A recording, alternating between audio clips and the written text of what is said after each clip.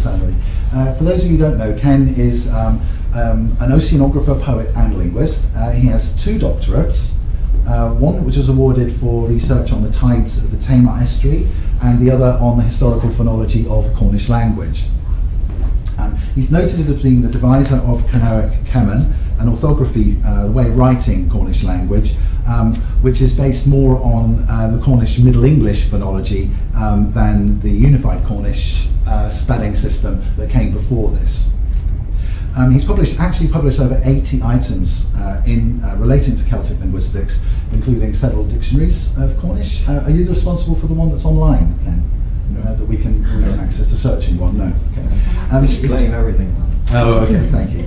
He's translated numerous hymns and songs into Cornish, some of which I think we'll be hearing later on, and also the lyrics of, I'm sorry, I don't speak any German, so this is probably terrible, Die Zauberflirt. He's composed a substantial amount of poetry in Cornish originally, and a full-length play. I can't say this either. What's it called, Ken? It's called Juventus Christi.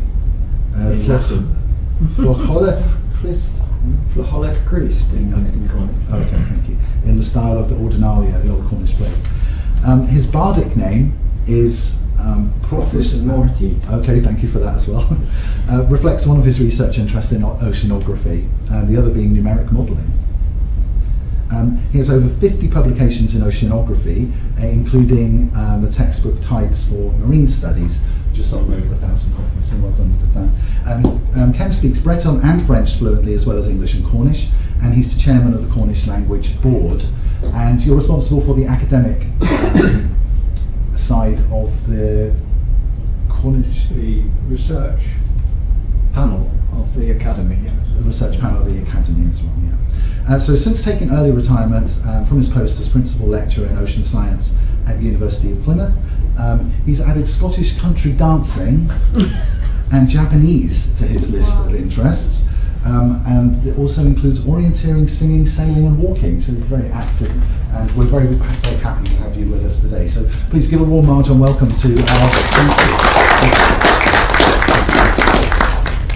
Well, thank you, Steve. Thank you very much for inviting me again. And thank you, ladies and gentlemen, for coming. I have a more varied audience than I thought I would have. Originally, or when I've done this before, I think I've done it 3 times before, it consisted largely of Marjon students. And clearly I was aiming the lecture at them. And indeed the last time which I gave it, which was not here, I've given this lecture several times, last year I gave it to a first year set of students in Sophia University in Tokyo, which was very interesting to have that, A, to have that large number of students, and B, to do it in Japan. And they asked me a lot of interesting questions, and I'm sure you will as well. So the subject is the fall and rise of the Cornish languages. Interesting language because it is one of very few languages which practically died out and then were revived. The classic example, of course, is Hebrew, which has had considerably more success than Cornish because it's had a lot more behind it. So let's look at Cornish, see what it is, and proceed. This is the overview of the talk. We start off with Cornish as an Indo-European language. We look at the texts, which date from about 1200 to about 1800, why the language declined. We look at place names, because place names are one area where people get interested in Cornish. They see place names in Cornwall, they think, why are these different from those in England? I talk a little about the linguistic features of Cornish, and then come on to the revival, and finally look at the state of the language today. So Indo-European is a set or a family of languages, and the idea that most of the languages in Europe, with certain notable exceptions like Basque, are all related was first proposed in the mid-19th century by German linguists. And here we have an example showing how they are related, showing the families here on the left, and the three which we're perhaps most concerned with are firstly the green one here, which are Germanic and include at the bottom English, and all these others are from in the Germanic family, and we can compare that with those which came from Latin, which are in the Italic family, and all these French, Spanish, Catalan, Portuguese and the like came from Latin, and the Celtic languages form a group by themselves, Celtic, and there are two branches, the Q Celtic and P Celtic, and the ones which are still going are Manx, Scots Gaelic and Irish form the Q Celtic branch. They are very similar, they are nearly mutually intelligible, and we also have Welsh, Cornish and Breton, which are the P Celtic branch. They are rather different from the Q Celtic, but they're fairly close one to the other. Cornish is closest to Breton, it's a little further away from Welsh. This is the only slide that's on its side. I'm sorry about that. It's because I'm using a PDF rather than PowerPoint. But you can see here at the bottom a map of the British Isles showing the locations of the 6 Celtic countries, including on the continent here, Brittany. And rather more interestingly, I'll read it here, how many people speak these languages. Scots Gaelic is spoken by, this is the 2011 census, 57,000 speakers, which is about 1% of Scotland's population only. Manx, spoken by 1,650 speakers. Yeah.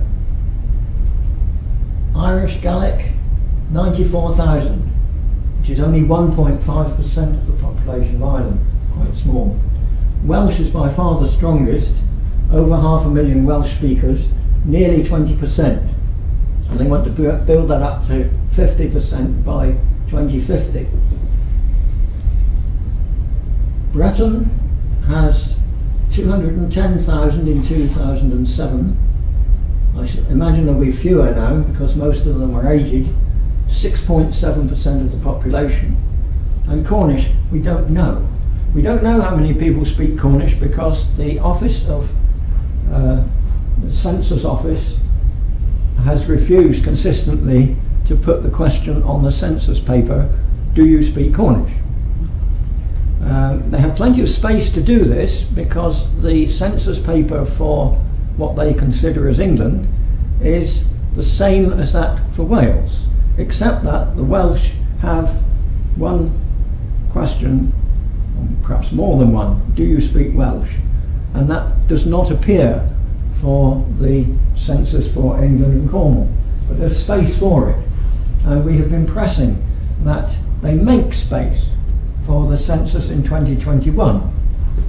Because it's interesting, because Cornish is a language which has been revived, there's very little evidence scientifically as to how these languages increase in number of speakers. I know that Cornish the number of Cornish speakers is increasing. When I first learned Cornish about 40 years ago, I knew every Cornish speaker. I don't now. There are people in this room who speak Cornish whom I don't know. It is a great pleasure to me to meet Cornish speakers that I don't know. So the number is increasing. What it is, I don't know. A few hundred who speak it fluently, a few thousand who have some knowledge of it. Now, where do these languages come from? Well, if we can trace the Brittonic languages, Welsh, Cornish and Breton, back to a common ancestor, which is called British. And this was the language which was spoken by most of the population in Britain when the Romans invaded. And it had dialects. It had a north dialect and a south dialect. And the northern dialect, here, marked here, split into two languages. Cumbric, which was spoken in the Lake District, that died out in about 1100 AD, and Welsh, Old Welsh here. Now Welsh, of course, is still going and very strong compared to the other languages, but I have two lines here indicating two conventional dialects of Welsh, North Welsh and South Welsh. And the Welsh often used to joke and say that the North could not understand the South, but since the advent of the Welsh television channel, S4C, each gets much more exposure to the other dialect, and they realise that they are certainly mutually intelligible. The other branch consists of Cornish and Breton, which are, as I've said, closer. And we split all these languages into phases: Old, Middle, and Modern. So we have Old Breton, Middle Breton, and Modern Breton. Modern Breton conventionally has 4 dialects, and 3 of them here are mutually intelligible, whereas the 4th one is rather more difficult to understand if you know one of the first 3. It takes quite a while for your ear to become accustomed to the 4th dialect here if you know one of these 3. Now Cornish, of course, is different because it did die out practically and has been revived. And it died out in about 1800, and so we tend to use the term late Cornish. Late in the sense that it was not early, and late in the sense that it's dead. And the revived language was, at least originally, based mainly on Middle Cornish rather than carrying on from Late Cornish. And the reasons for that are there is much more literature, and Cornish was much more alive and vibrant in the Middle Ages. So the revived Cornish, starting in about conventionally 1904, was based largely on Middle Cornish. Not everyone, of course, is in agreement with that idea. Some much prefer a form based on later Cornish, and I can come back to that later. So, what is left of the traditional language in terms of texts? Well, the time is split into 3 phases. Old Cornish, of which there is very little. There are lists of names. These names were recorded in a Bible in Bodmin. People often used to record important things in Bibles because they were chained in churches and they would not get lost. And the lists of the names are manumissions of slaves. And we find that the slaves nearly all had Celtic names, and the masters nearly all had Anglo-Saxon names. I shall not pursue that. There is also a Cornish Latin word list dating from about 1200 AD. It contains nearly 1,000 words, and they are arranged schematically, starting off with religious terms, first 2 are God Almighty, for example, and then going on, there's a section on parts of the body, there's a section on weather, there's a section on crops, there's a section, and so on. And the Cornish words are given a Latin translation. So provided we know what the Latin means, we know what the Cornish meant. Then we have Middle Cornish, where about 86% of the textual material comes from Middle Cornish. And it's all religious material, consisting of one poem, 5 mystery plays. These mystery plays were very similar in idea to the English mystery plays, the York mystery plays and the Chester mystery plays, but they're all in Cornish. And there are also 13 homilies. These are sermons which were written by Bishop Bonner in about 1554 during Queen Mary's reign when the country was Catholic, and he wrote these homilies and they were translated quite quickly, we think. It was done in a hurry by Tregear, John Tregear, for Catholics in Cornwall.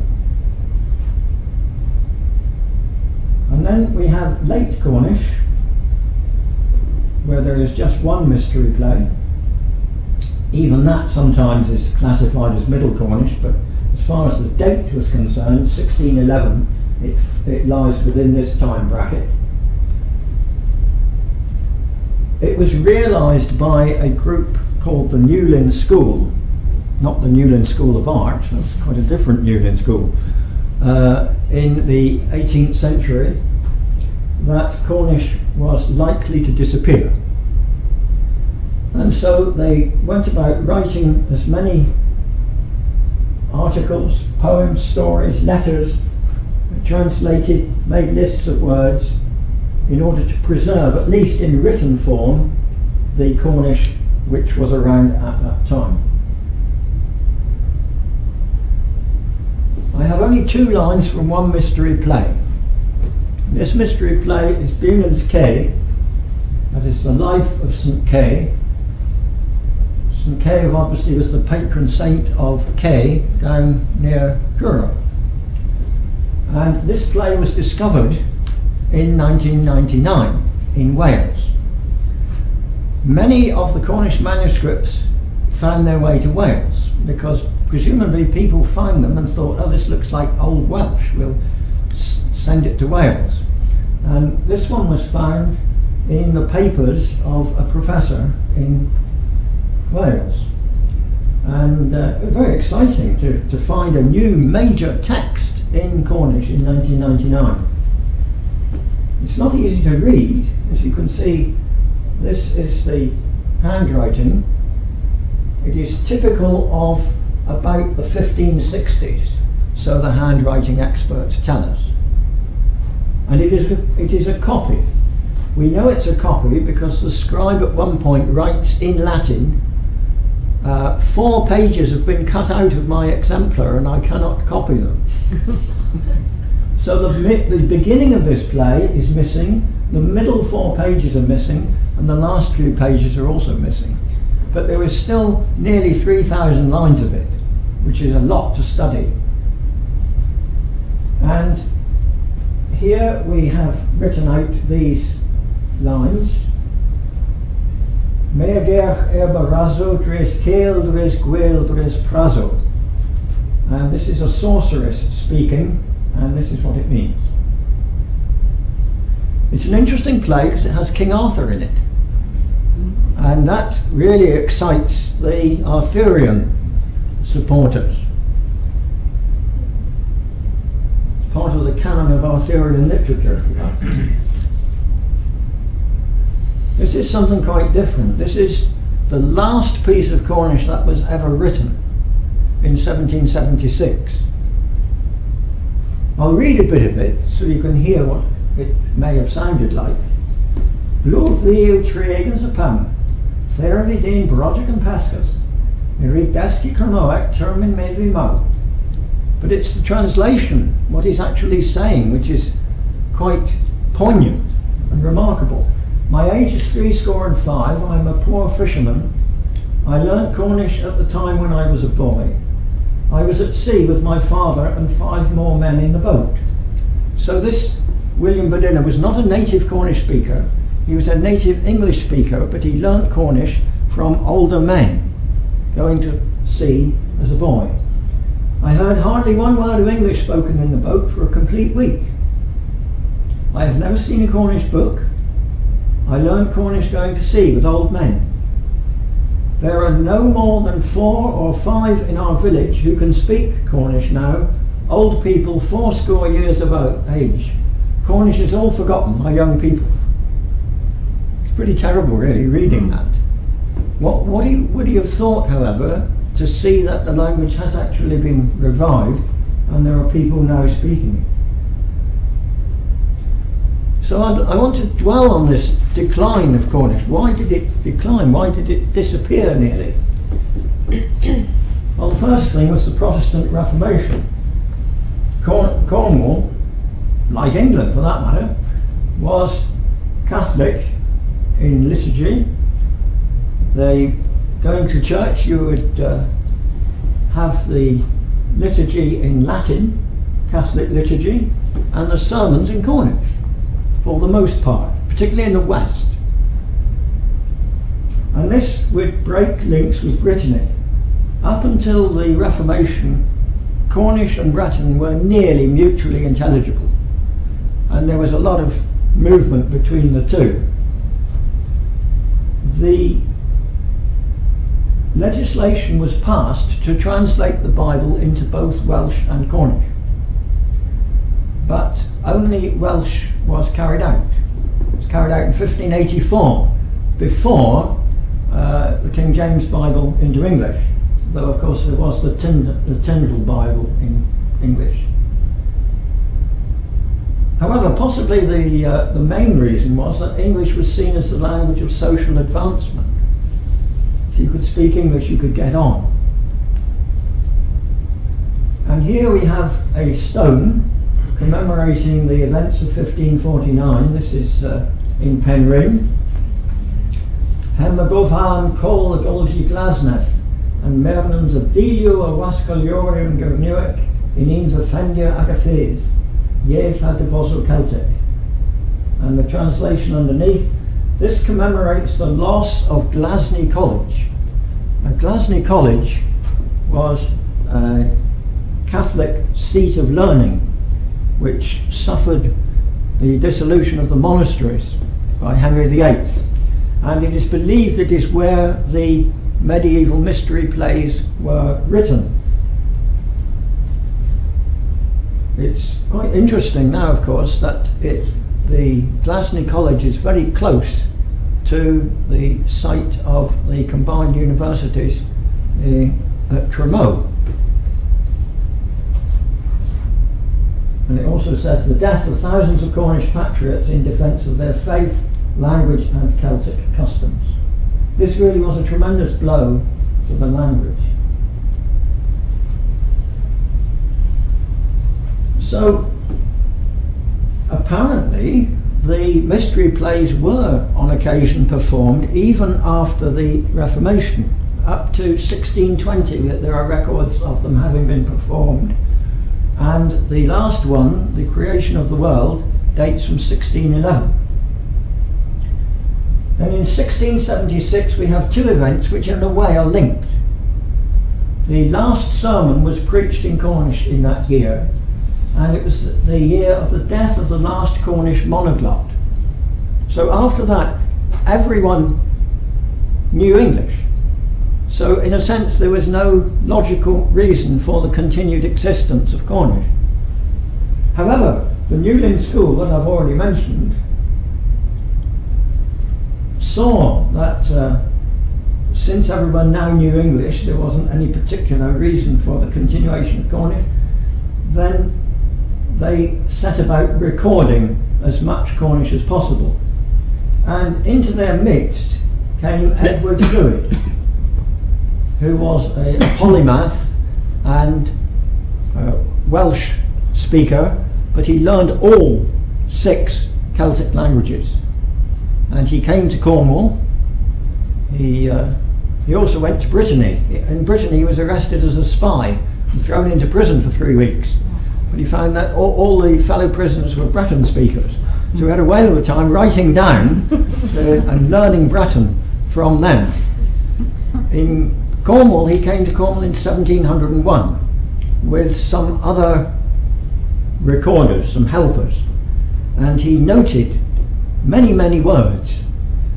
he also knew of the mystery plays from the Middle Ages, and he wrote down words from them. But he didn't separate. These words come from the plays, and these words I have heard from local informants. They're all mixed up, and we cannot sometimes distinguish which are which. Neither did he record who his informants were.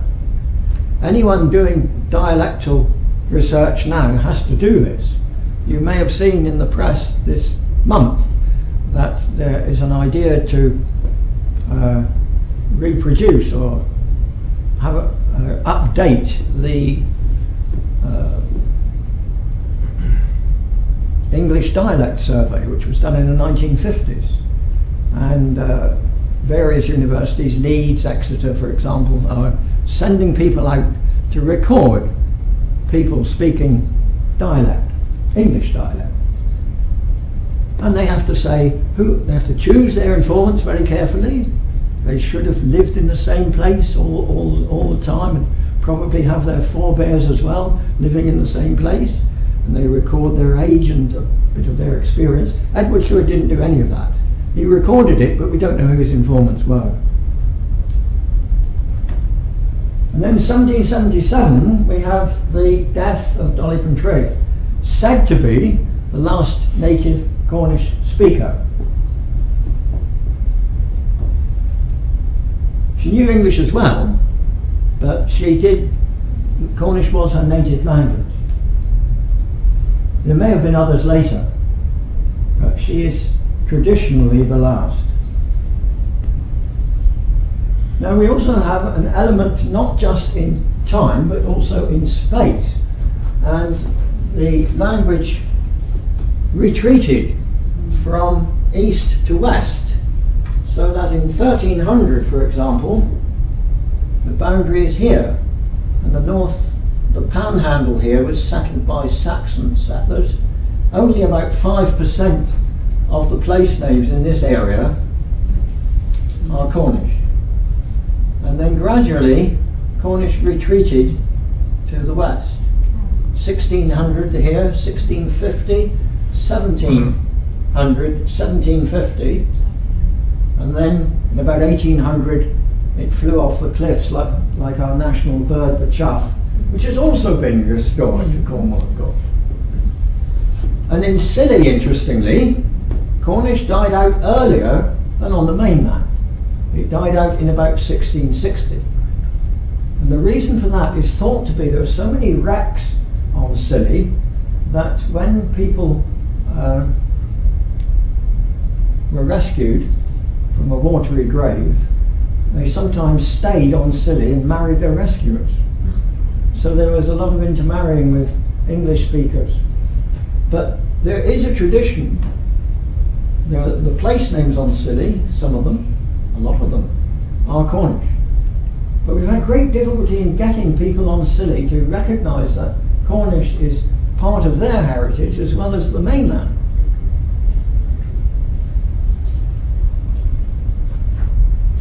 Now, how many people spoke Cornish? Well, we can make estimates, and here we have an estimate. The number of Cornish speakers increasing, and then here, 1348, we have the Black Death, so we have a considerable drop off here, and then we reach a plateau of about 35,000. So apart from just before the Black Death, we've never had more than 35,000 people speaking Cornish. Not a great number. And as the language retreats from east to west, the total population of Cornwall increases, of course, but the number of Cornish speakers decreases. It's getting squeezed towards the west. And then by 1750, the number is so small that it doesn't appear on the graph.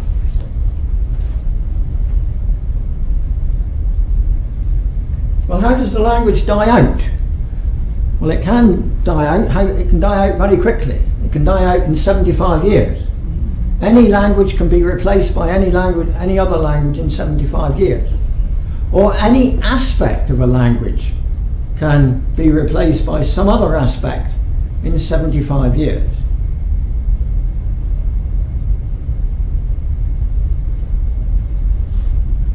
If I go into a shop, I will say,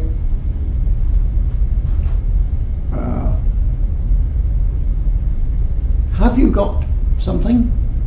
All young people say, do you have something?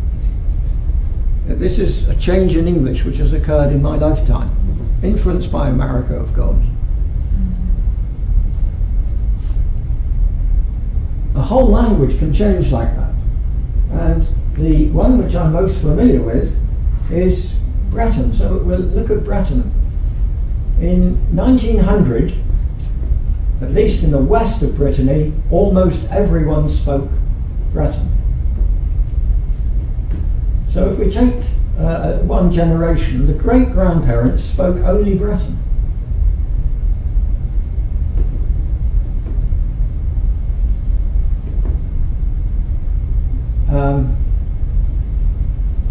Then when we come to 1950, the parents who knew Breton, but they also knew French because they had learnt it, spoke only French to their children.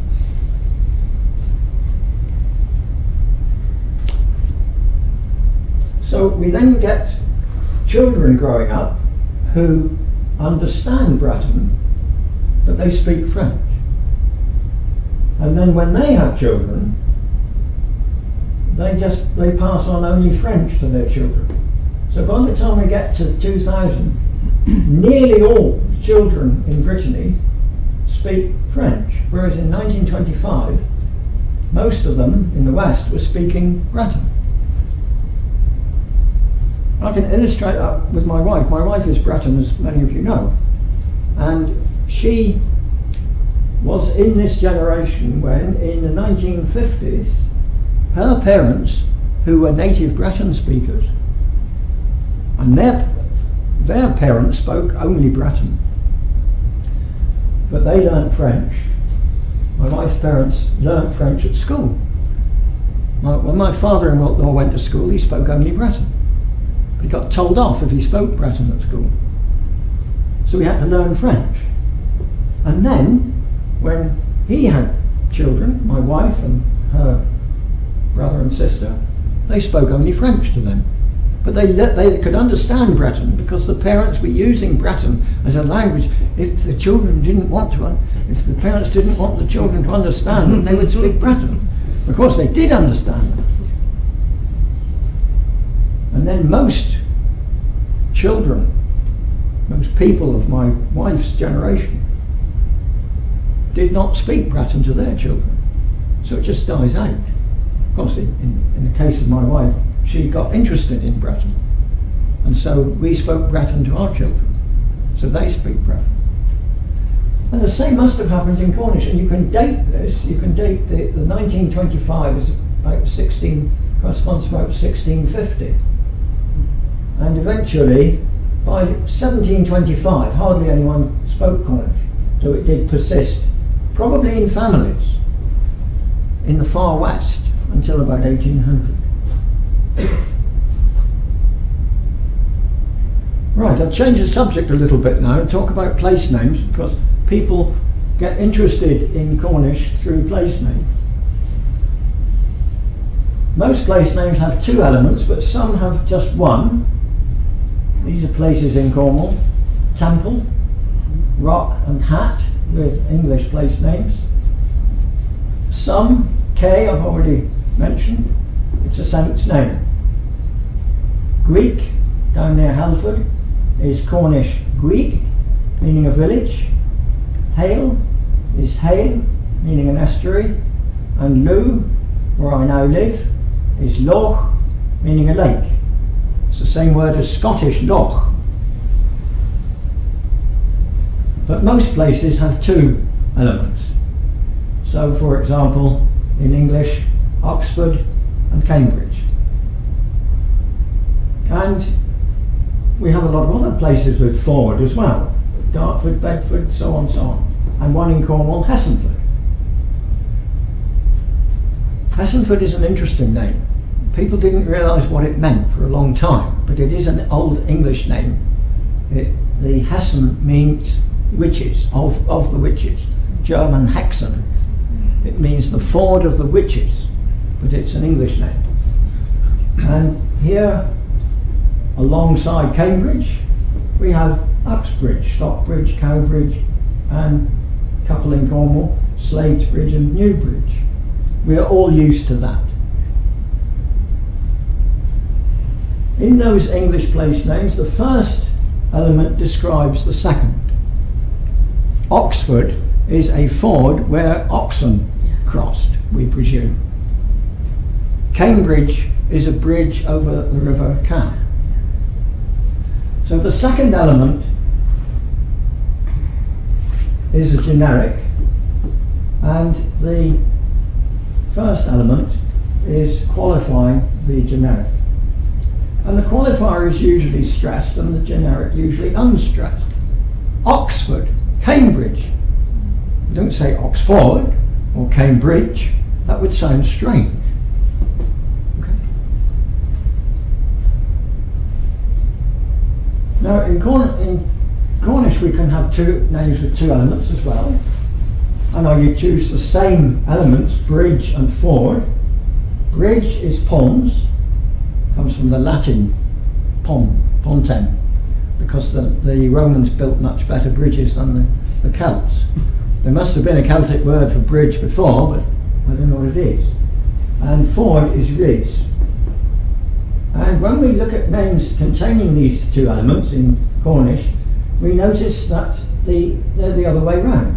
The pons comes first, and the ris comes first.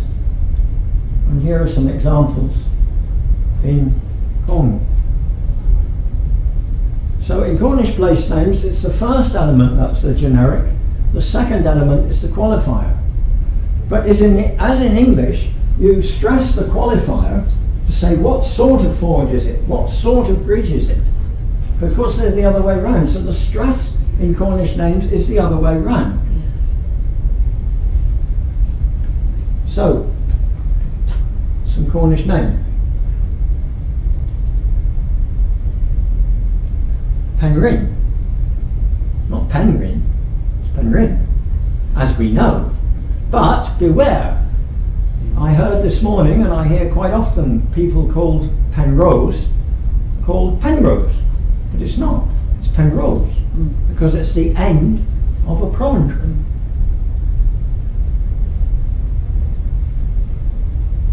Nelson is Lan Steven, the church site of Stephen. Bodmin, Bosvenna, house of monks. Lost Withiel, lost is a tail, Withiel is a wooded land, it means the tail end of wooded land. Penzance is Holy Headland, it's the same name as Holyhead in Anglesey. Redruth is Resruth, and Liscard is Lis and Keres, court of stags. Here are three which have a different form.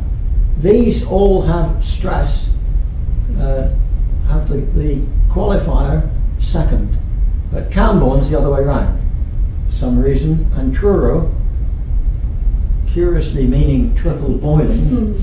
Why should it mean triple boiling? Because three rivers converge there, and when they are in flood, that's exactly what you get. And Helston means an ancient court, Hellis in Cornish. And this idea that the stress is on the second syllable actually gets extended in speech in Cornish to places of purely English names. So for example, we have Liscard, which is correct because this bit is the qualifier. Liscard. If you hear people calling it Liscard, they're English. Yeah. Redruth, or just Druth, and Penzance. We're used to them, but also we find purely English names like Torpoint, Sordash, Wadebridge, where one would expect an English stress, but you don't get it. at least among Cornish people. Right, now a little bit about vocabulary. The parts of the body in any language tend to stick. They're the oldest part of the lexicon of any language.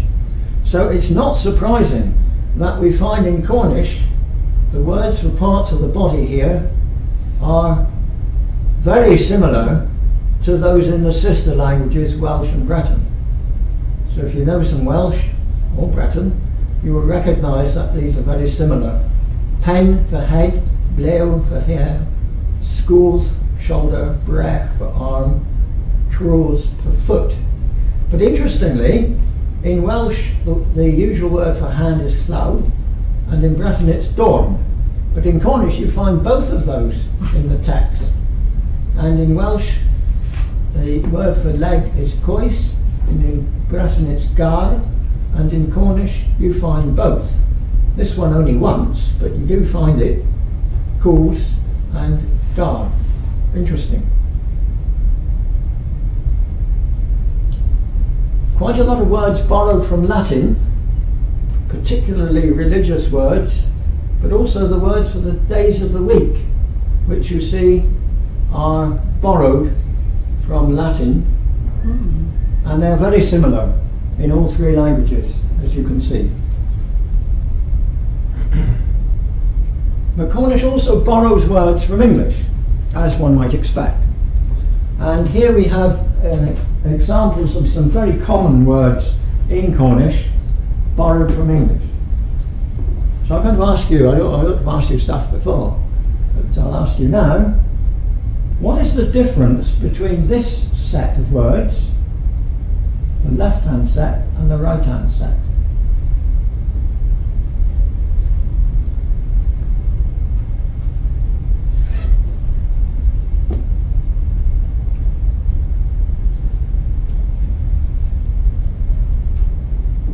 Right, well, the answer is that those on the right are borrowed originally from French.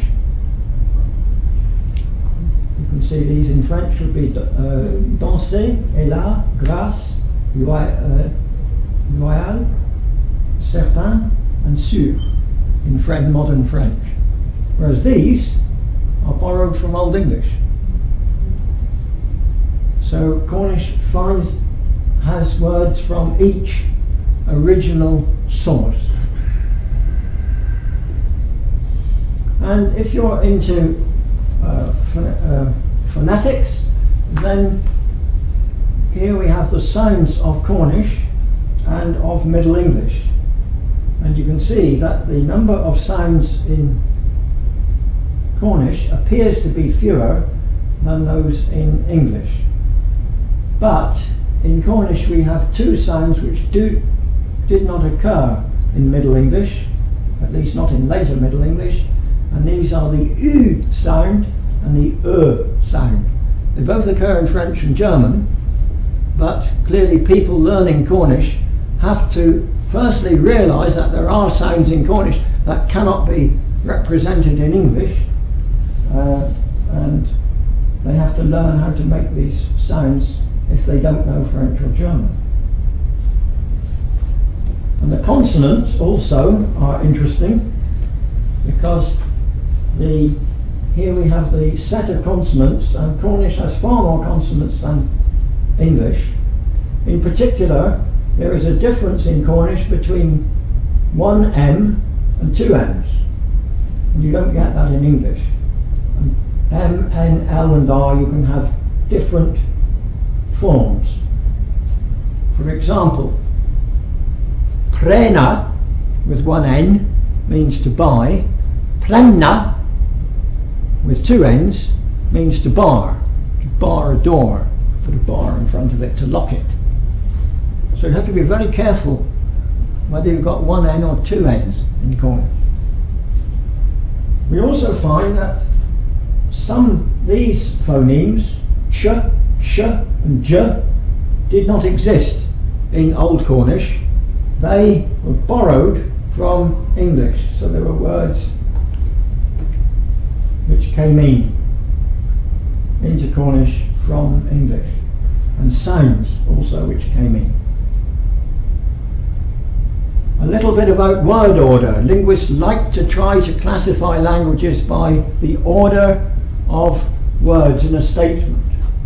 And they say, well, some languages are VSO, verb, subject, object, and others are VOS or SOV. And what we find in Cornish, it depends whether the statement is affirmative or negative. In an affirmative statement, it tends to be the same as English. Subject, verb, object.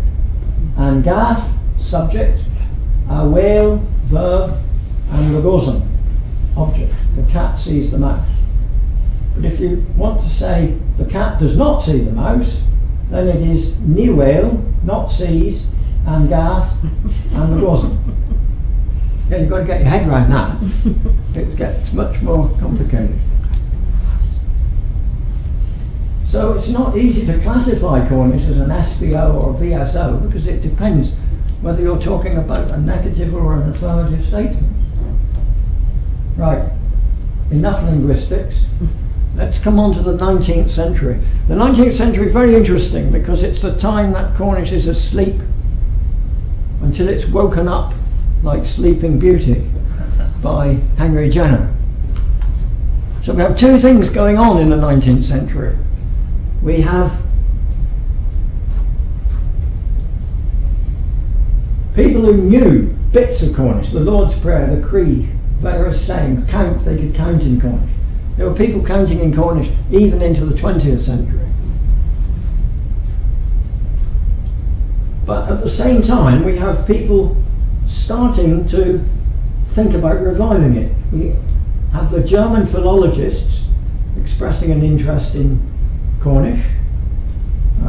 One of them actually composed 2 poems in Cornish in the 1850s. This, you might argue, was the first literature of the revival. Georg Sauerwein was his name. But you also had the general opinion of certain people, like Davis Gilbert. No one more sincerely rejoices than I that Cornish has ceased altogether. They saw it as a barrier to social advancement. But eventually Henry Jenner, and others began to study the medieval plays, and Jenner began to compose poetry in Cornish. He worked for most of his working life in London, but when he retired, he came back to Cornwall and thought that it would be a good idea to revive Cornish, and he wrote a book here, his Handbook of the Cornish Language, 1904, and conventionally we regard that as the start of the revival. And the language nearly died out in the First World War, but it got going again in the 1920s when Robert Morton Nance published a textbook, Cornish for All, and he worked with an Englishman, A.S.D. Smith, who published a textbook, Cornish Simplified, in 1934. So it was that time that people started to learn Cornish, but it was learned largely as a written medium.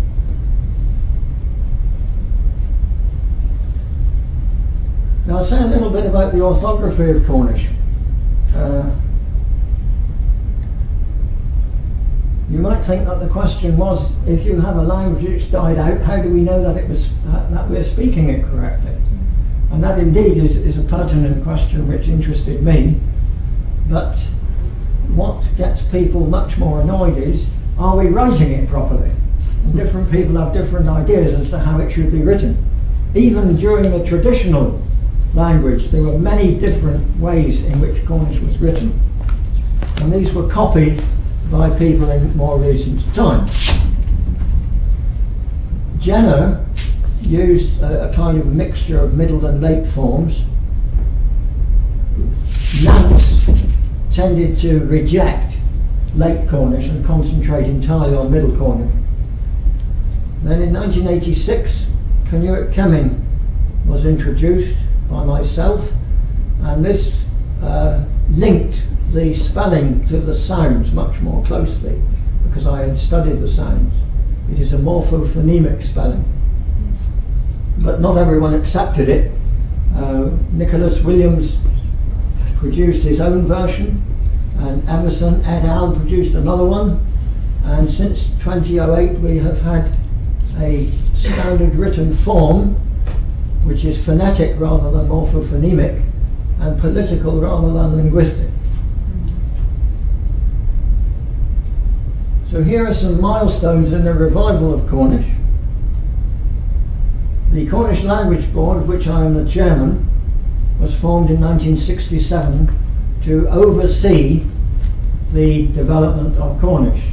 And we set examinations in the language at 4 different levels, which are going on until this day. This year we had about 85 people who passed exams at various levels.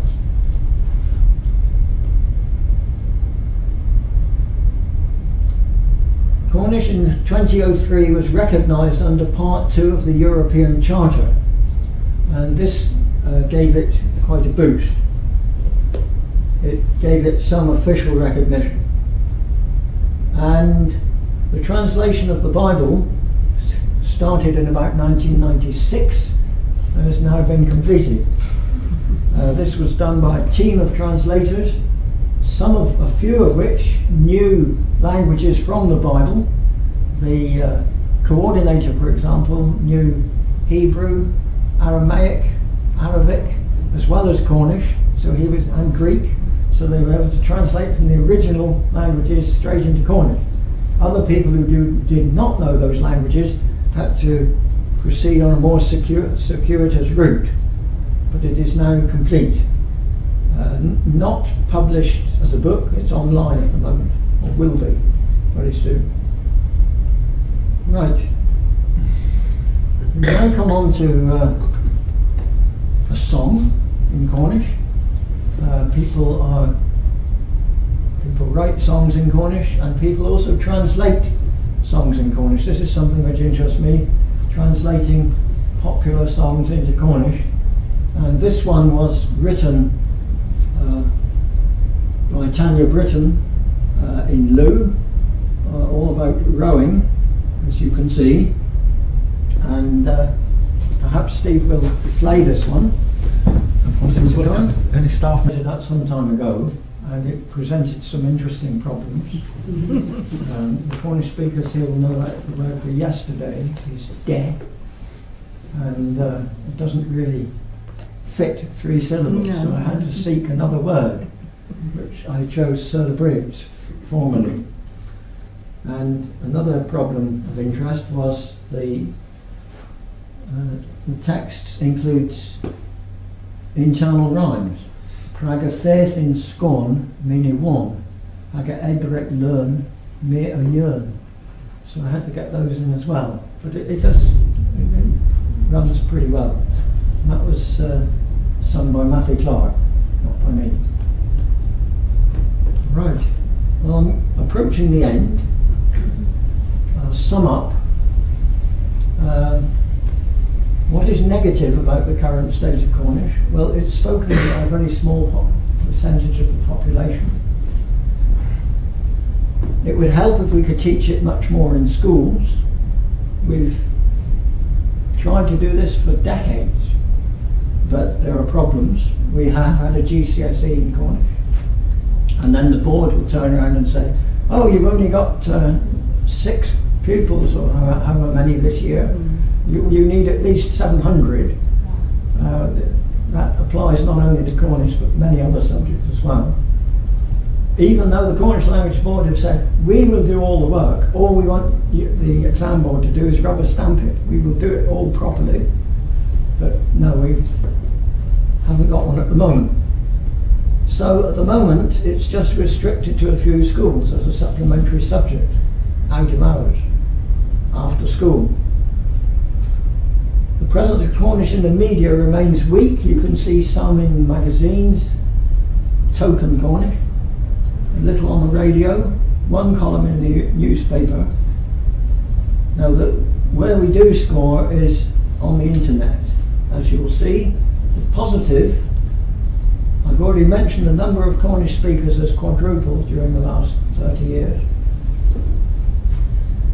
The idea of introducing Cornish to children of preschool age is being tried again, because if you start with preschool, then they have to do something at primary school and then secondary school and then university. This is what has been done in Brittany and what has been done in Wales.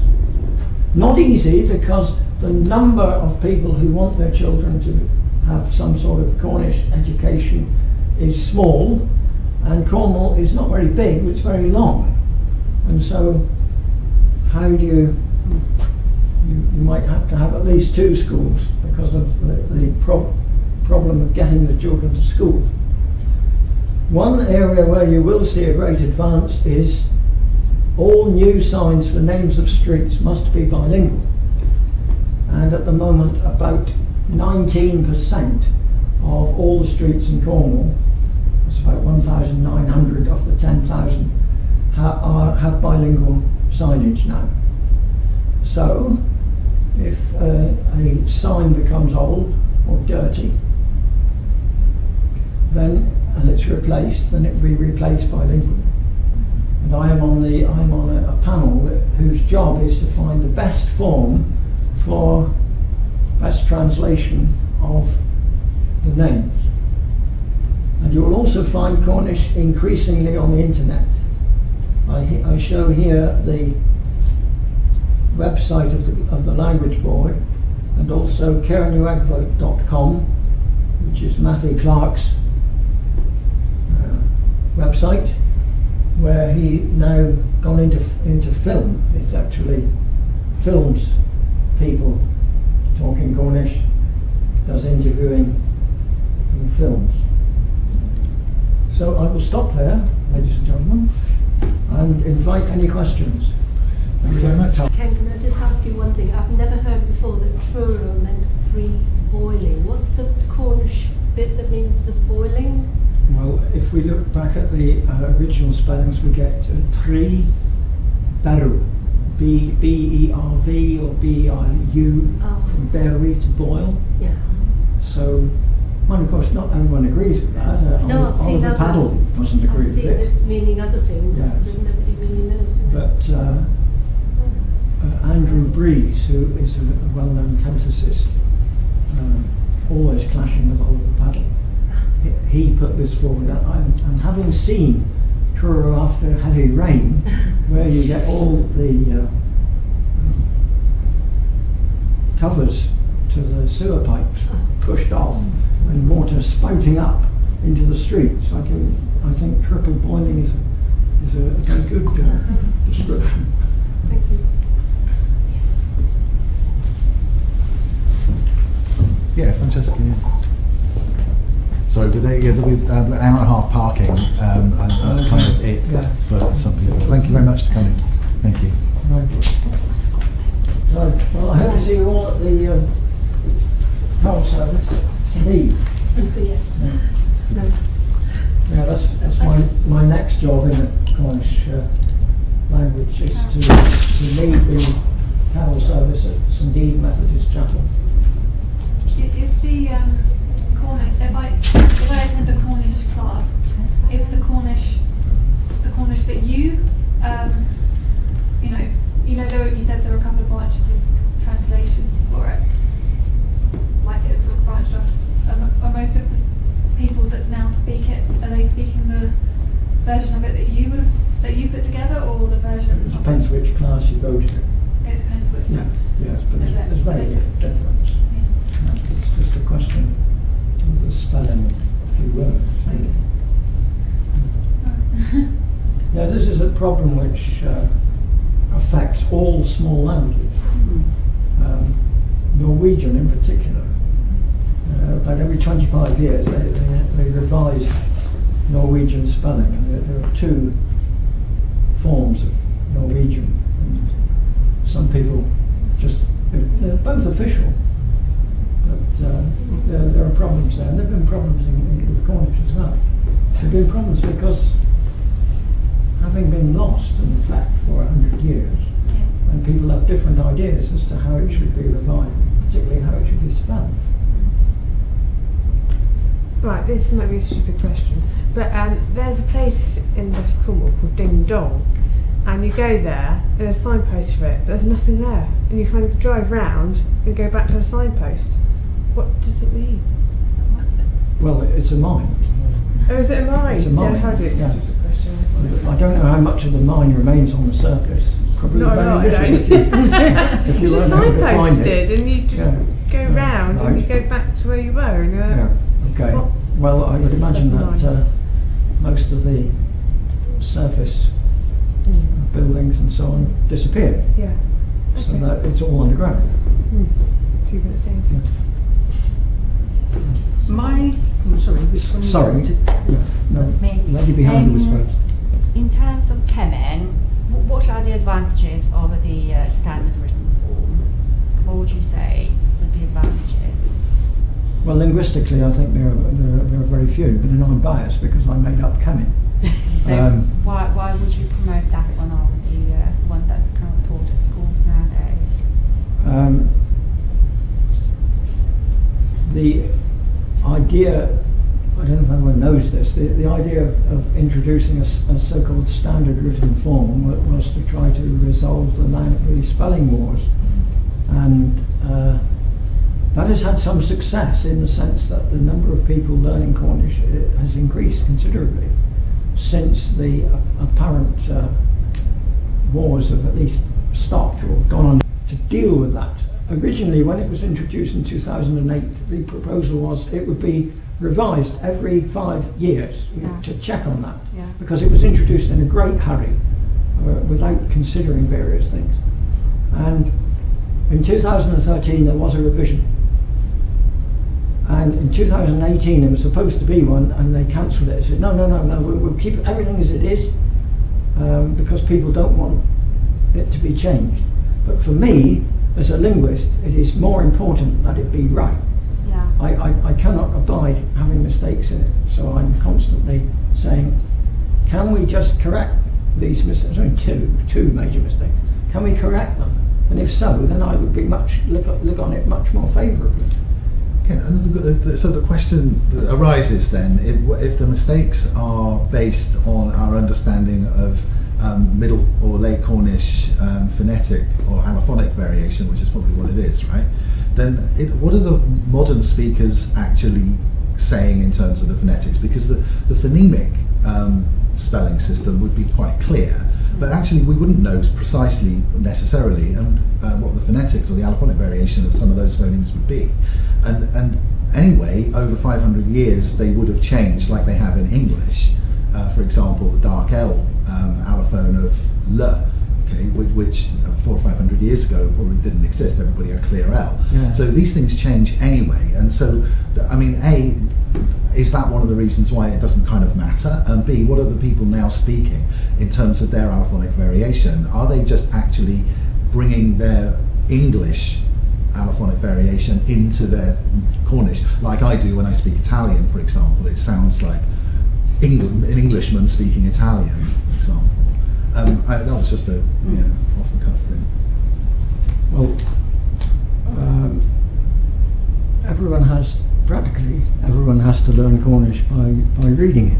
That's why it's so important to have a spelling system which reflects what we think the pronunciation ought to be. The number of people who are learning Cornish in a different way are just a few who have been brought up to speak Cornish by their parents. And obviously they're affected by their parents. So everyone who learns Cornish, and it's learning it as an L2, and there will be interference from their L1 language. And it's very interesting to hear people who've learnt Cornish who have a native language other than English. At the last Cornish language weekend, there was a Welsh speaker there, and the Welsh speaker said to me, you are not taking enough note of half-length vowels. So if you have a word like to see, gwelis, people tend to pronounce that as if it's short. Gwellis, but it's not. It's Gwellis. So is that And, lengthened and not before not only does the E become longer, it also becomes closer, which is an allophonic variation which you were talking about. Is that in a particular environment, like before? It's in a particular environment, yes. It is before a single consonant in a polysyllable. Okay. And this occurs in Breton, it occurs in Welsh. Therefore, it probably occurred in Cornish. So to shorten that, as one would in English, because there's no distinction in English, is wrong. Fortunately, the spelling, all the spellings do take account of that, but there are some aspects, as I say, where the spelling is leading to wrong conclusions, and I think we need to take attention to that. Are there any other questions? Val, did you have one? I'll speak to you later. Okay. Cool. Well, thanks very much again, Ken. And we are having, Ken has a very beginner's lesson if anybody wants to hang around. For that, normally we have some people will stay, some people will go. You're more than welcome to do that. Should we just have a 5-minute rest break? Anyway, the toilets, like I say, ladies are downstairs on the left, gents downstairs on the right. And then we'll just reconvene here about 5 minutes or so. That's all right. Yeah, thanks. Yeah, sorry. I'm interested in this. I never get a chance to talk about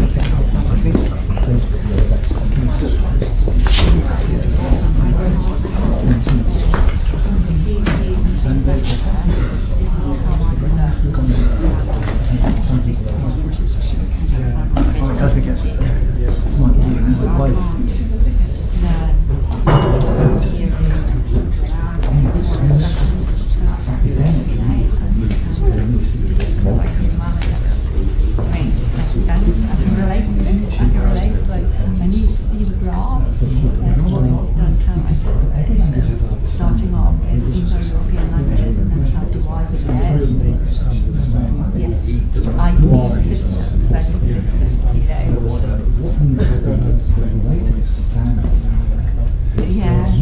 Yeah, I just can't relate to it. I can't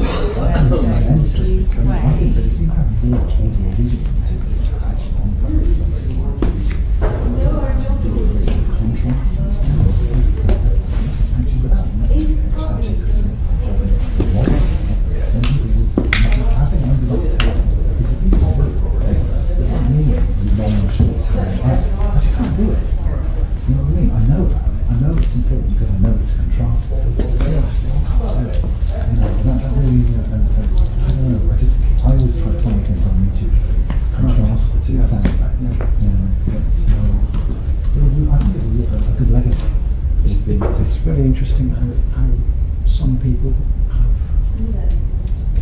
pick up. Not yet. No, I was just going to ask you. No. Is it still hot? Is it still hot? Yeah. Oh, good. Oh, no. Yeah. My married name is Belitho. My husband is that's Phoenician rather than Cornish. I've read a bit about that. But I wondered if you could enlighten me on that. Well, I suspect it is Cornish. I suspect it's Bull's house, and I'm not sure what the second element is. Maybe a person's name, maybe somebody's house. I know that the majority of the writers come from this there are a few around here. Do you think? The old Cornish was Bull's.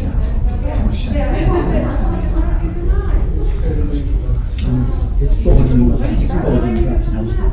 in Middle Cornish that changed to Bull. No, I mean, I forget every year.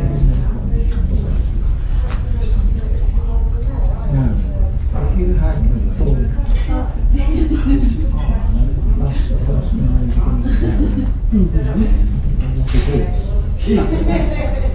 should. it might be in this case. Everywhere's too Then far. you say it, That's it. disappeared. Yeah. It's hot. Well, Has a danger.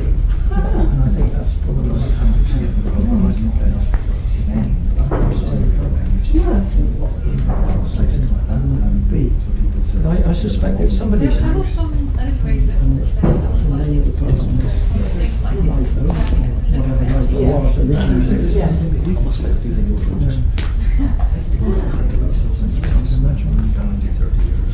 Do you still speak there? Yes, a bit. Not a lot. Whereabouts do you speak? Teach at home in a private class. Because when I was in France, the way we organised all of this, like and then if I can relate it, I can actually like learn it and memorise it. It's absolutely brilliant. Well, what I'll do, so I'll email the links out afterwards in the same way. So it's that Kemen or is that In fact, it's still been Well, the guy took us in Kent. Kemen? Same edit as some of yours. it out. Okay. Well, shall I email? Yeah, because I'm still Can do. I can just struggling pop to it on get my my head around all of this. It's really hard work. I will Okay, when it needs editing, one-to-one like I say, I'll tuition. probably also- Do you have like any links to people who are doing one-to-one tuition? Well, at the moment, I'm doing one-to-one with a lady. And I asked her if someone else wanted to come. Yeah. To my No, diet no, clock, no, don't I want one-to-one. Yeah, to Oh, she wants just one. Yeah, right. the class in Southampton Tuesday. I do, yeah. But I missed my one yesterday because I was not well. So, but as I was saying to Maureen, I need more. I just want more. It's not enough for me. And I like your slides. Sorry, am I saying? No, that's okay. No, It's 25 past. Right, So okay, if well, we do this, and then I think we probably need to crack on with that. Are you okay to stay? Yeah, I'm fine, yeah. Are you sure? Yeah. Okay, good. Right. Do you need this on still, or? No, I don't need that. Right. Okay, well, Steve asked me, would I give a flavour of a Cornish lesson? And the first lesson that anyone has teaching any language is not easy. No. You've got to learn everyone's name, so it's quite a good idea to go around and ask everyone's name, which I will do. But it's a lot more difficult to start with a beginner's class than probably teaching a more advanced class with any language. So I'll show you how this is done in one book. This is the first page of the book Hollier and Lair by Graham Sandercock. Some of you will know that. Thank you.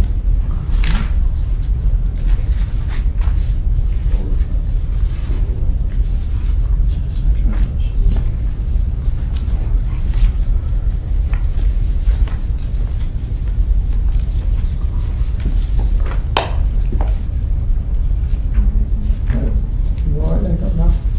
I apologise to those people who are doing third grade Cornish and might not want to go back to the very first lesson.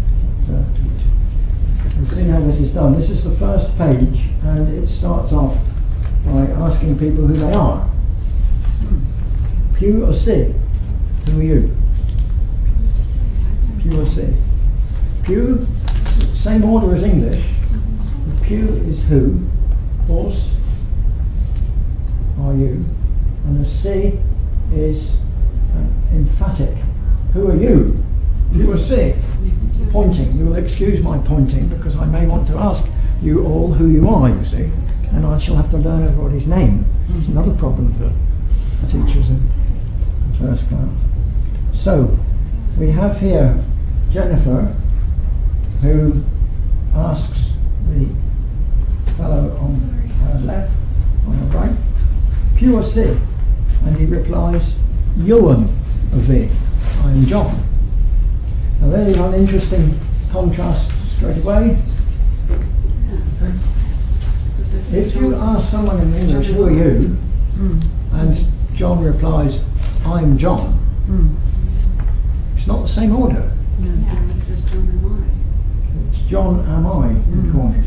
And that is a feature of Cornish, which is you always put the most important thing first.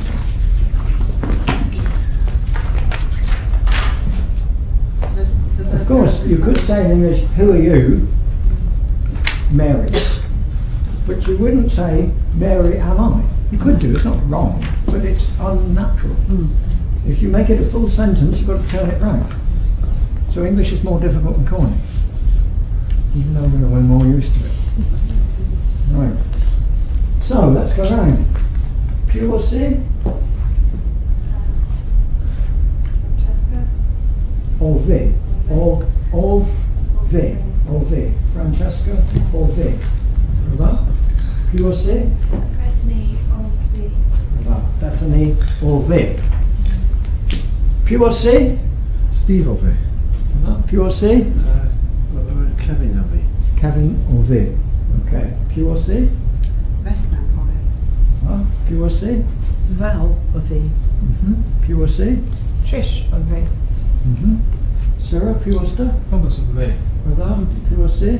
Mike of it. Pure C? Colin of it. And Madame, pure C? Francis of it. Right. Well, we need to do that several times so everybody knows who they are several times, and I haven't got the time to do that. Okay, the next thing, Do you always put a verb before a subject? Even in a positive sentence, like name I am. well, the name is the complement, isn't it, in this case, because it's, Yes. it's a Yeah. verb to be. Yeah, the verb to be. Yes. No, we don't always do it because Cornish is extremely versatile and it's much more versatile than English. There are 22 ways of saying I love you. 22. 22 ways of 22, saying I yes. love you. 22. That sounds like a song. 22 ways. 22 ways of saying I love you. Is there a list of? Is there a link Yeah, to we a need a list? list. Oh, we need a list. We need that. Brilliant, that. I think, well, Yeah. languages live and die on the functions that they serve, right? Yeah. And you know, people love Cornwall, and so we need T-shirts and things that say "Cornwall, I love you" in 22 different ways. Yeah. You know, Yeah. seriously, Yeah. Yeah, yeah. Yes. I'd happily buy one. You can't think of the 22. Can you email me the list? Yeah, I'll write that one down. I'll email you. Oh, well, I'm not going to forget that. And I don't. Can we get your emails? So we Yeah. I can- don't mean definitely. using different words like I care for you or I mean Just the word grammatically order. there are 22 Yeah. ways of doing that. Oh, including I am loving you. I am loving you. Yeah. Yeah. Mias car, mirada gara, garaji, mias karji, thesavi ortha garaji, thesavi ortha gara, and just for starters. But your wife loved it. I bet your wife And how loved it. useful that is when you're writing poetry. Oh, I bet. Because you can Yeah. tell it, Yeah. oh, I need 5 syllables here, or I need 3 syllables, or I need to turn it backwards because of the rhymes and so on. Cornish is extremely versatile. So to answer your question, no, you can do it the other way around, Okay. but not in the first lesson. Okay. And also, is the verb to be for the second person singular and the first person singular same? No, no, it's not, because if we go on quickly to the next line, Oh, it's right? I think we have puev, do we not? Yeah, you don't want to.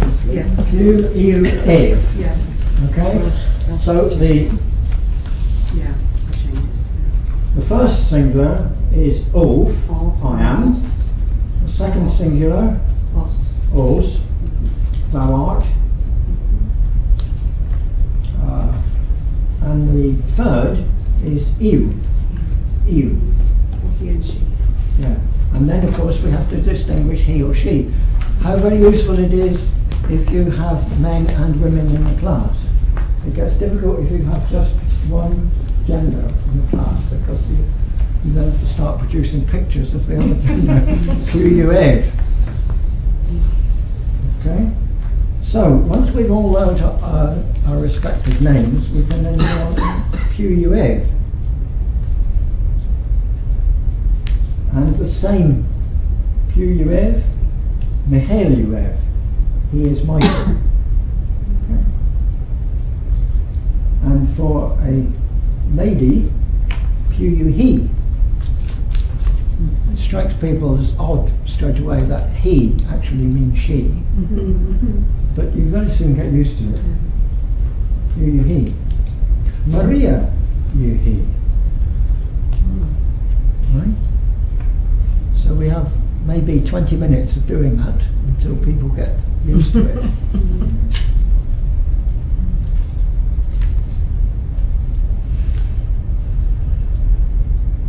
Any questions on that? So this letter Y, Yes? how do you pronounce it? Is it like, can you pronounce it differently? It has, the letter Y is one of the few, practically the only graph which has two different Pronunciations. meanings and sounds. Uh-huh. It can be a semi-vowel, y, and it can be a vowel. So in this case, YW, meaning is, one of the most common words, is one of the most difficult to pronounce. It is not you, it is not a semi-vowel, it is a diphthong, ew, ew, Ew. ew, ew, ew, ew. It also occurs in Welsh. If you listen to S. Pedwarak and listen to the Welsh saying it, ew. So it's pew, ew, if. Pew, ew, if. Pew, ew, if. I have a question. So, can you contrast the difference in the ew in pew and the ew in ew, please? Hardly at all. Ah, okay. So it's the IW and the YW spellings. Practically, Yeah. I mean, if I did really try, it would be pew, and ew, ew. Okay. The So- P is E and a W, pew, and the YW is I, as in it, but without the T and a W, ew, ew. So it's pew, ew, ew. Not exactly easy at all when it's the simple sentence to get a precise pronunciation. So how many letters and how many sounds are there in Cornish? The easiest way to say I did give a list of the phonemes, which Yes. does give you a reasonable idea of the number of sounds, but there are allophones. I can't give you an exact number, perhaps I should. Good question. There are sounds, as I've said, which are not present in English, like U and there are double consonants as well. You were saying in Italian, you have to Those know the genders. difference between bella and bella.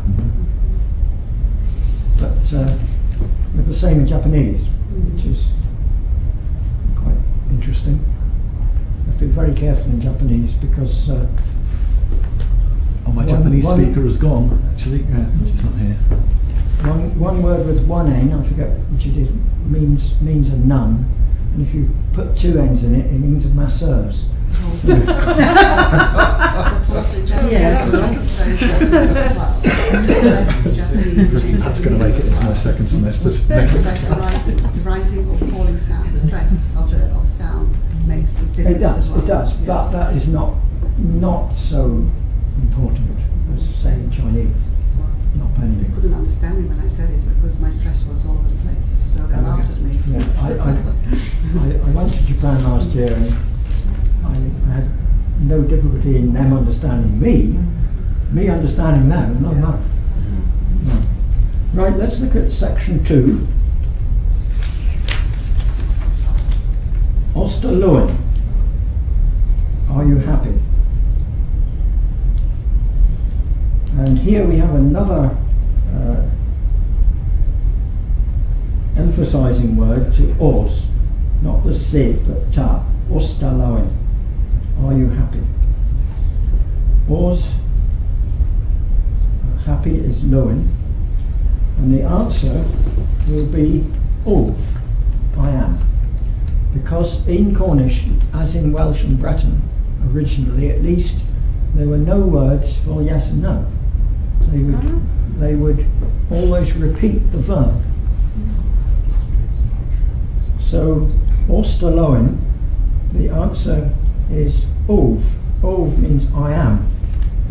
But it would be translated as yes. So, Osterlohen, ov. Lohen, ove. So, happy am I, you can compare with Maria ove. Yeah. You can have the name or you can have an adjective. Lohen ove. I am happy. Literally, happy am I. Lohen ove.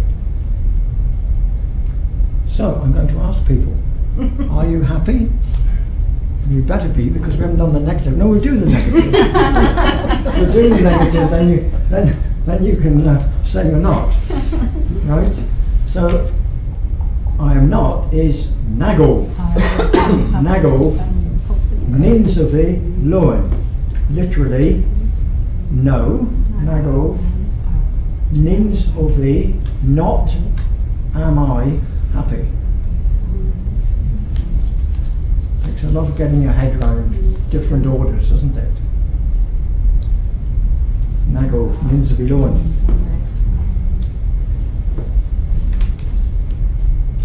Right, so let me ask people.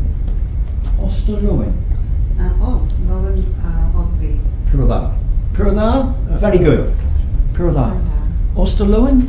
Loven ove. Purda. Right, you were going to ask me something? No. Okay. Steve, Osterlohen? Omloen, of the. Purda. Nice. Osterlohen? Nagol, means of the Lowen. Right, so you'll have to go on, I think, to the next line. Means of Trist ove. Trist ove, I'm sad. Trist of trees of the. Trist ove. Sarah, Oster trist. Nagol is of the trist. Lower and lower of it. Where that? Osterlohen?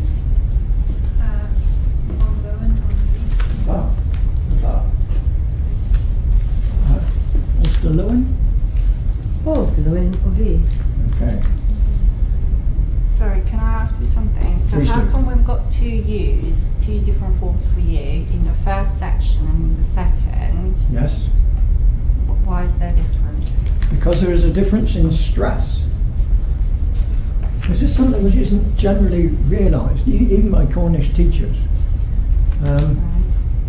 There is a difference between pure se and pure oster. There is a difference in stress. Pure se, who are you? I'm saying pointing, even though it may be considered rude. Pure se, I point out this lady. Okay, who are you? But if I say pure oster, it's who are you? And let me explain the difference. The difference is this, that if I don't know your name, I will ask pure se, who are you? But if I know you all, but you all come into this room in disguise, dressed as someone, and I think, who's that? Who are you meant to be? Are you Guy Fawkes or are you Napoleon? It will be pure oster. So there is a subtle difference between the two. And when we ask if someone is happy or sad, we use the other form, pure oster. You needn't use the C or the ta at all. They are merely emphatic words. You could quite happily say puors, because ors means thou art, you are, by itself. I'm sorry if I'm making this very simple thing extremely complicated, but it's interesting for those people who know Cornish probably never had this explained in that detail. It's just linguistically really interesting as well. Yeah. You'd have these competing forms for be. I mean, I know a lot of languages have contrasting forms for the verb to know, and some languages where we have to be, they would have, like Yes. in French you have age and everything. Yeah. And that, is there a, sorry to go off on a linguistic trail here, is there a conceptual difference between the two that you could sum up in words? Because It's a really tricky one. It's two different. There is always a tendency to emphasise and re-emphasise the person. For example, I in French, colloquial French, is moi. Moi, je. You don't hear people just say je suis something. Nearly always moi je suis in colloquial French. And this, what has happened in Cornish, as in many other languages, is the os has to be emphasised with something, has to be linked with something. Well, it doesn't have to be, but it's. And there are two different sets of emphatic or enclitic tags, and they do have this difference of emphasis. It's just that. Interesting. Yes, you have two words for to know in Cornish as well. Yeah. It was quite sorry. Yeah. You can say puos without C. Yes, Yeah. you can. Yes, Yeah. pure. You can answer Yes. Vesna without saying I. You You can. say- Yes, absolutely. Yeah. Okay. Yes. Yeah. Because it's implied in the you verb can reply form, yes. whatever. Yeah. Catherine or. Yeah. Yes. Yeah. Yes. Yes. Right.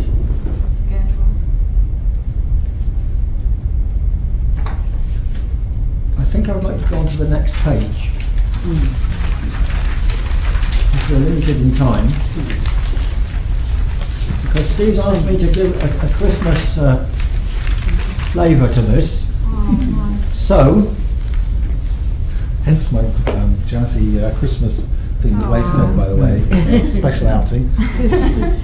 so I've made up some fairly simple sentences here, though obviously more difficult than one would have in the first lesson, concerned with Christmas.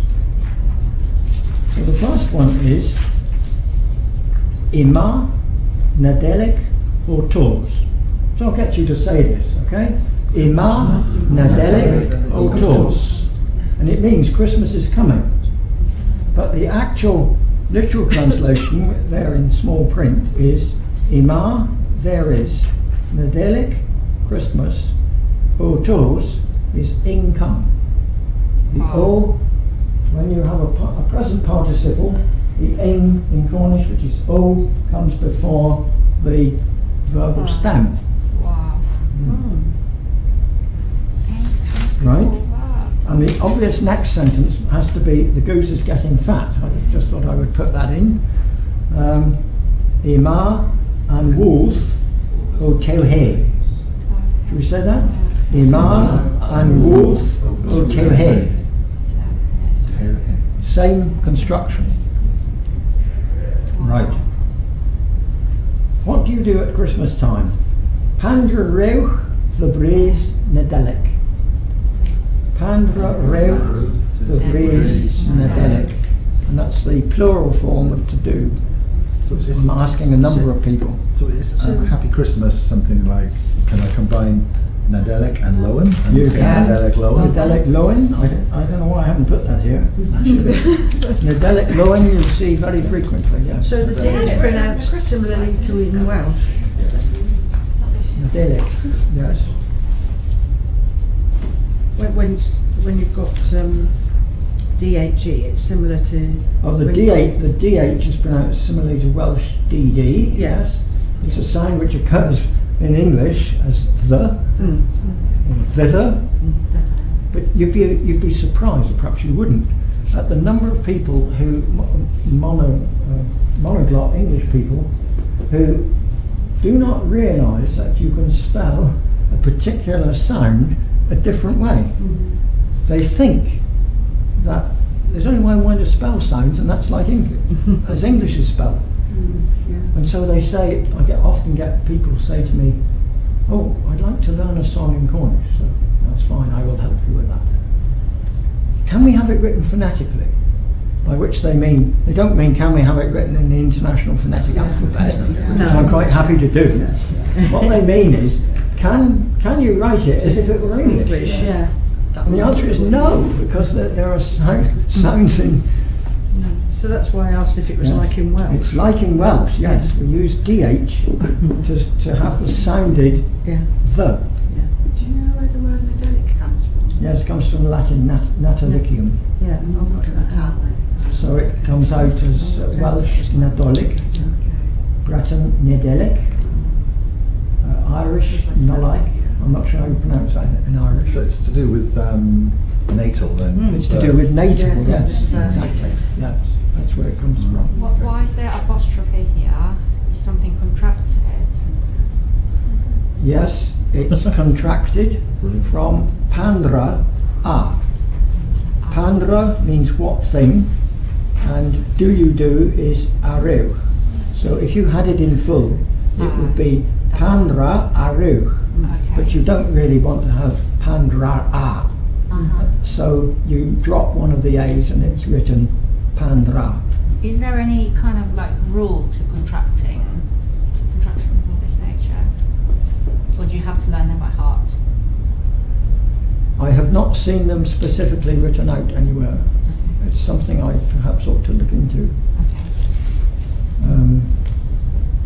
Yes. So, Pandra Reuch the Breeze Nadelic, what do you do at Christmas time? Prena Sibwithen Arain High 7. Notice the answer. If you had that question in English, what do you do at Christmas time? Oh, we buy a Christmas tree and put it up. In Cornish, buy a Christmas tree we do and put it up. You answer it with the answer first, just as when we ask. Yeah. So, should we say that? Prena Sibwithen Arain High 7. So what about the stress, intonation, sorry, of this sentence? It sounds very sort of, every word is stressed and flat. Well, does it go up and down, or yeah. rises and falls? And Well, firstly, nearly all words are stressed on the penultimate syllable. So prena, Sibwithen possibly not, because the sib is describing what sort of tree. Gwithen is a tree, Sibwithen a fir tree. Arain, high 7. Prena Sibwithen Arain, high 7. so it doesn't dance. Yeah. And so- Not a lot of work has been done on that. People argue, quite possibly truly, that if you went down to West Penwith and listened to people 100 metres away, when I say people, I mean Cornish natives speaking English, that they would speak it with the same intonation, because intonation lasts longer than anything else. But no work has been done on that I know of. It is very difficult to record intonation, of course. Right. Well, what else do we do? Ri roho arain, degamaris roho arain in waith, jibri yargini arain. But the one I want to do is this. Cana carolio arain. Oh, we sing Reese and carols. Cana carolio arain. Right. P carol, iu, and gwella genus. Notice how I pronounce that. Gwella is a double consonant, and it's a short e, gwella, but genus is a half long e, because it's followed by a single consonant. P carol iu and gwella genus. And the answer, Wenceslas Michtern iu, heb mar. Good King Wenceslas, of course. A winter igana lemon. Do you want to sing it now? And the answer, no word for yes or no, is minnaf. I do. I wish. Mark Lake, very useful. Please. So if you turn over, we've actually got Good King Wenceslas. I really want to give this a go before we pack up. And it's arranged in the conventional manner, whereby everyone sings the first verse, then the men sing the king, and the ladies sing the page. Yes. And you're not going to ask us to. Well, we'll make a start with the first verse because it's a jolly tune. Is everybody feeling brave? Yeah. Excellent. Excellent. Worried. Would it help if we said it first? Yeah. I think it might. So let's do it line by line.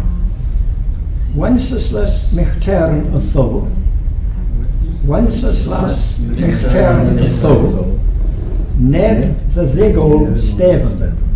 Neb the Zigol Steven. Aweli Adir Dro. Aweli Adir Dro.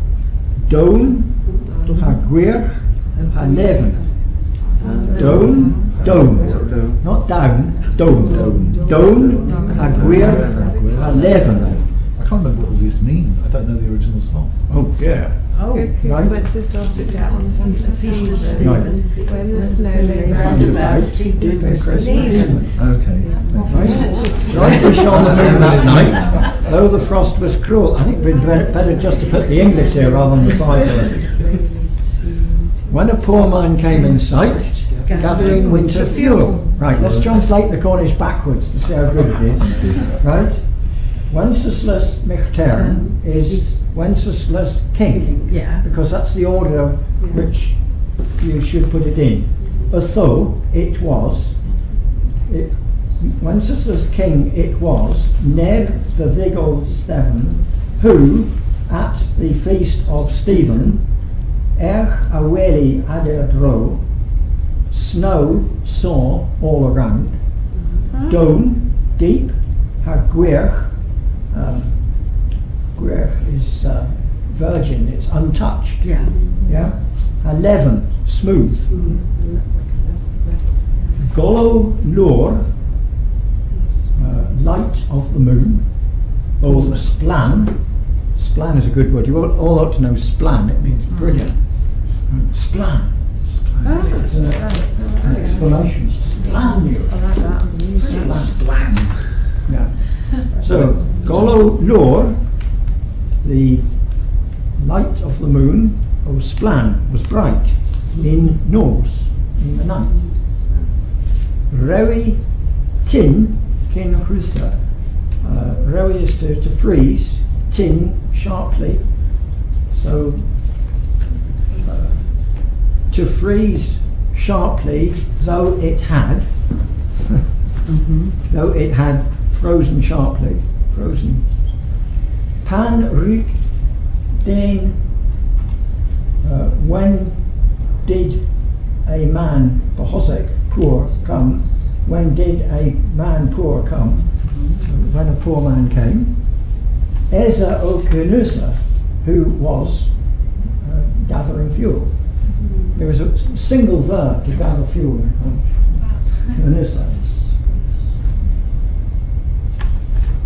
Oh wow, brilliant. Yes. So, should we give it a go? Yep. Right. Wenceslas Michtern Atho, never Vegel Steven, Aweli Adir Dro, Down Hagwir Haleven, Golo Spanning Nose, Rewi Tinkin Rusa, Anruk den Bohosek Dos, Esa o Cornisa. Is that okay? Yeah. Right. Okay. Now, here boy, Oma Mau, a ribbo of sad, and stand and by me stand, Lavar Thimo Haneth, tell to me tonight, Pew you, who is Pew you and Bohosek Klav, who is the sick poor man? Fatal Uianeth, what is his habitation like? What's the English?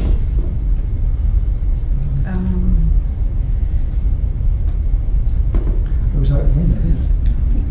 Who's really quick with Google? Yeah, we can make a bit of words on the internet.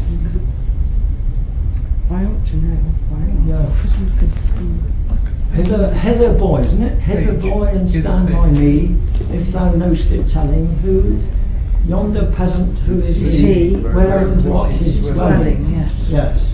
So it's fairly close, but of course it's got to rhyme. It's got to rhyme in every line. Sav, clav, haneth, aneth. That's not a perfect rhyme, because that's haneth with a th, and that's aneth with a dh. But it's close enough. In the medieval plays, they always rhyme. Yeah. Chaucer did it. Voice. Shakespeare did it. Yeah. Don't worry about it. Yeah. No, don't worry about it. Right? And what's the answer? Sire, he lives a good league hence, isn't it? Yes. And in Cornish, Hell a tree gave 3 mil deer. Distant, he lives 3 miles.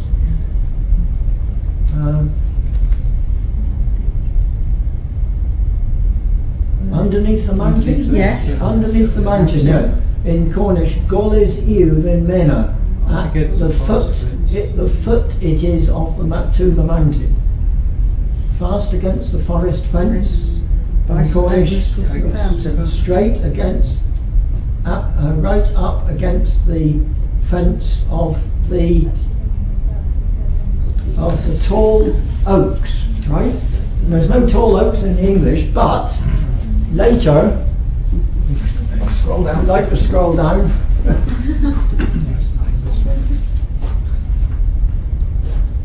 use derro, oak trees, to rhyme with huero, meaning bitter. Okay, it's a trick. So,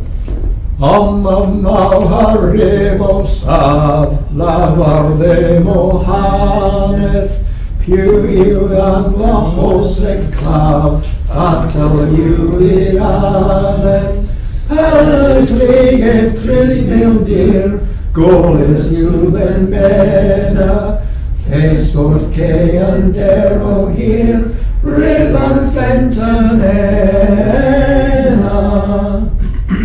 And so in Cornish, it was very much a r. It's a r. It's a Yeah. r. Yeah. Trilled. Yes, I would tend to roll the R's. Some people say that it ought to be bird, but I Just think, wrote it r. Yeah. but it makes an immense difference when you're speaking Cornish. Yeah. If you roll the R's, it immediately sounds like a different language. Yeah. Whereas if you don't,